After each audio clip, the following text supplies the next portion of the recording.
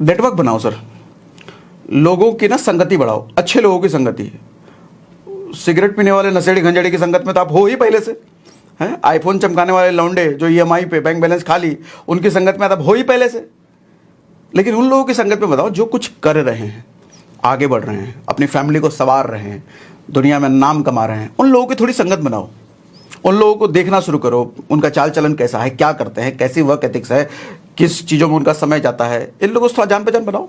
Networking कहते हैं इसको। ज़्यादातर लोग शेर का एग्जाम्पल देते हैं कि शेर ना अकेला चलता है जंगल में। अरे बेवकूफ़ है वो, अकेला चलता है।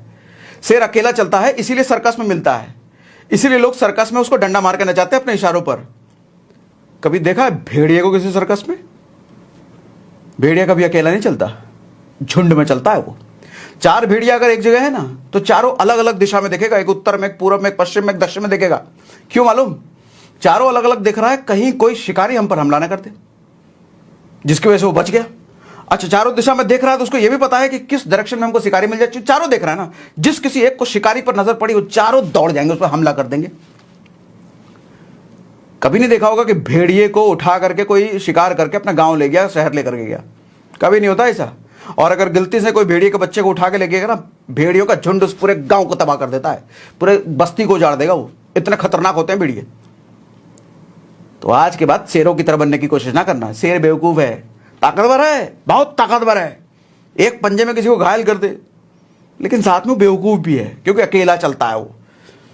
भेड़िया शेर से भले ही कम ताकतवर है लेकिन ज्यादा समझदार है, इसलिए कभी शिकार नहीं होता भेड़िए का, इसलिए कोई सर्कस में नहीं चापाता भेड़िए को। तो भेड़िए जैसा बनो, थोड़ा संगत बनाओ, सर्कल बनाओ। और ये जो बात कर रहा हूं ना मैं, वेल्थ मैनेजमेंट की, इन्फ्लुएंसिंग एजेंसी की, या भी जो और बातें करूंगा, सर अकेला काम करना है तो नौकरी कर लो, 10-15 हज़ार, 20 हज़ार, 25 हज़ार कमा लो। लेकिन बड़ा लाखों में, करोड़ों में खेलना है तो सर नेटवर्क चाहिए, संगति चाहिए। आपके क्लाइंट का नेटवर्क हो, दोस्तों का नेटवर्क हो, जैसा भी नेटवर्क हो, ऐसे लोगों की संगत आपको चाहिए जो आपका प्रोडक्ट कंज्यूम कर पाए। अब वेल्थ मैनेजमेंट कंसल्टेंट बन गए, कोई आदमी नहीं है आपके पास, आपको बात करने की तमीज़ नहीं। ऐसा थोड़ी सीधा आकर के एसआईपी के बारे में बताने लग जाओगे लोगों को। बात करनी आनी चाहिए, चाय पानी पूछना आना चाहिए, आप में कैसे लोगों का इंटरेस्ट बन जाए वो आना चाहिए। ये नेटवर्किंग से आता है। तो नेटवर्किंग सीखो सर। 2 तरीके मैंने बता दिए आपको। अब तीसरा तरीका, तीसरा और धांसू है तीसरा और धांसू है, ध्यान से सुनो।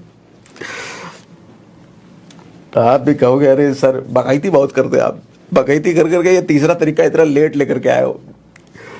क्या करूं, जब आपको तरीके बताता हूं ना तो थोड़ा अंदर का वो जाग जाता है कई बार।